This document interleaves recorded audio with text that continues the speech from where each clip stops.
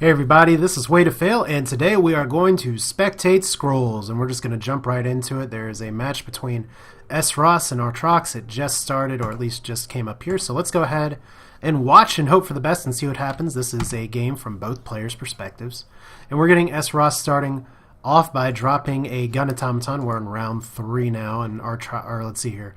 Getting the first attack there. Artrox playing with some nice newfangled fancy order cards, including things like Wings Captain, including things like Fleetness, and having a very shiny focus. But unfortunately you can't see the player stats when you're there on yourself, but there's Artrox getting the Wings Captain out very early here. Both players playing with a very good pace as SRoss. Keeping 2 Gravelock Elders, putting 1 down. That's going to be a tough 1-2 punch, especially when he can wait to Violent Dispersal that Wings Captain whenever he wants.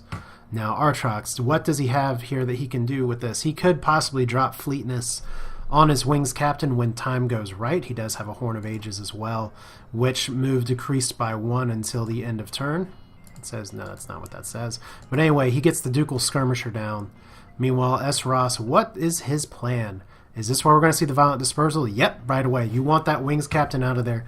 ASAP, good trade-off there, and Ducal Skirmisher just sitting there wondering, what am I going to do? I am all by myself. Now, Fleetness on a Ducal Skirmisher is interesting for having an attack relentless style every turn. But right now, I'm sure what Artrox wants to do is more along the lines of building up his board. And SRoss is going to have to try and stay ahead of the curve here with that. So Horn of Ages, move decreased by 1 until end of opponent's turn. And that is just affecting the opponents. There's a crossbowman up top.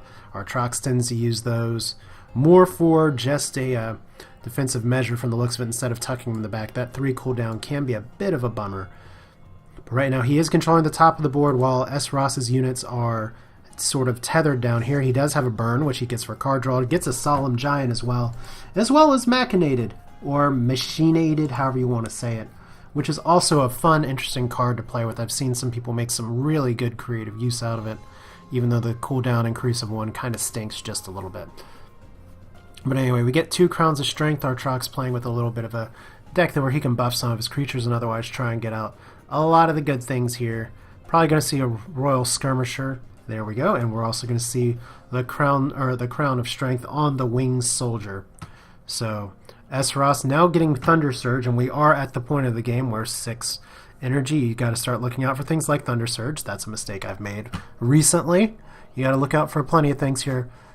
But Ross still just getting 2 Gravelock Elders down on the ground. Artrox getting another Wings Captain because you know that's not cheap.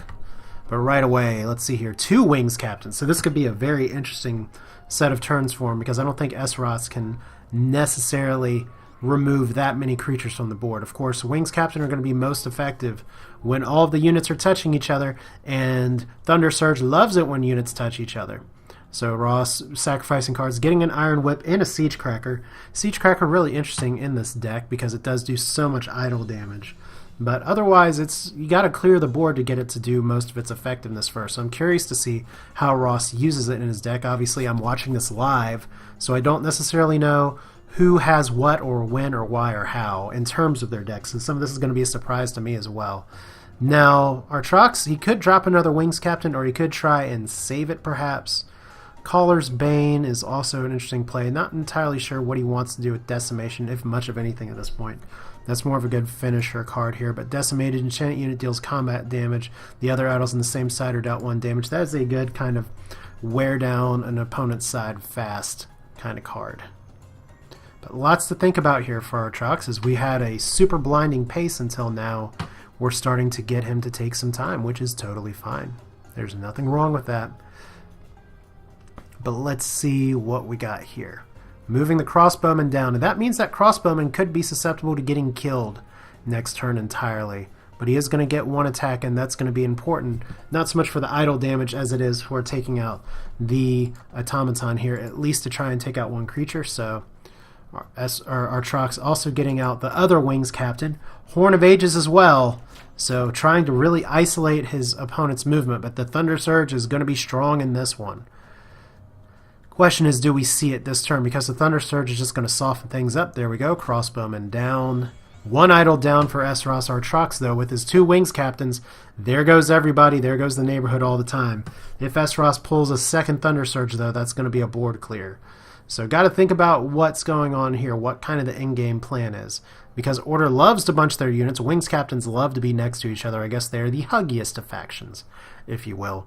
But the wing shields are going to be really good deterrents for whatever attacks these guys might make. But for now, it looks like Artrox is at least trying to go for the kill here on the idol, splitting up his units appropriately so that the wings captains, who now won't necessarily be off cycle, they'll buff units on the same turn, just getting more things down. That's a really nice attack animation for a lot of the wing soldiers. Just looks like a lot of pain and damage and suffering. And what do you get? 2 idols down, 1-2. This could be a really, really fast game that I've just jumped in on. Or we could see a lot more coming on here because there's going to be a lot of removals, starting with the Iron Whip. Are we actually going to get a burn here to take out one of the wings captains? That's a good question. And Ross is still in this. He's lost 2 idols quickly, but the game is hardly over. And at this point, he is close to taking out another idol. He won't be able to get it all in one go, but there's a Hellspitter Mortar, which is a good start. He could even put a Potion of Resistance on it if he really felt like doing that, but this may not be the turn for it. Don't know if Artrox is playing any kind of hasting card or not. But there's the Potion of Resistance. Better safe than sorry. Another idol down to 1 health. So this is a very, very fast game at this point. So Artrox pulling a 3rd Wing Shield, which is a nice card to have. And Artrox pocketing that Decimation in case he needs it in the final seconds here. Getting rid of one of the wing shields because there's no way he really needs to play much beyond 2 of them. But there's a wing shield there. Oh, if there's 2 wing shields actually. If SRoss gets a Thunder Surge, this is going to hurt. But just getting the units out, and more importantly, let's see here. So Thunder Surge, is he going to fish for cards here? He does get a burn, so he can take out one of the wings captains. And that's what he does. He gets a Concentrate Fire at all, which is a fantastic card for this situation. But it's not, well, actually not so much. It's not going to take out both the wing shields down there. Machinated could be useful at a later time, but once again, the wing shields right there, not high value targets, but there's a Concentrate Fire. Well, let's see here. They do only have Armor 1, so there we go. That's actually both of them. That's why I can't math. There we go. So I forgot. It's like, oh, there's not 3 units behind it. For some reason, I immediately jump to Armor 2 when I think of Wing Shield. That's my rating. So here we go. 2 Wing Shields down. Those guys exposed. Question is that does Artrox want to try and throw his whole units up at the Hellspitter Mortar to try and free up that idol? He has 2 Decimations.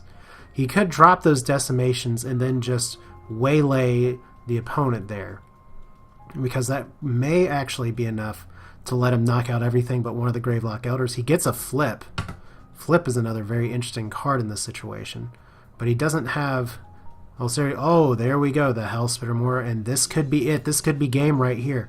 All he has to do is cast Decimation on that top idol, and that is the ball game, folks. And where's your Decimation? Where's your Decimation? We don't even need it because I can't math. Yay! 10 damage right up there up front. The flips did it. What have we learned from this game? That both players are very good, and that I actually cannot do my addition and subtraction on the fly. But there we go. 3 + 3 + 4 is 10. Good game from both players. But yeah, this is just a quick little spectate, and as you can see, some of these games just don't take a very long time, and that's totally fine. But yeah, there's SRoss and Artrox, 2 very good players. Hope you enjoy it. There's going to be more spectating things like this. Maybe in the future, I'll know what I'm talking about when I look at things. Alright. Well, that's it for now. Take care.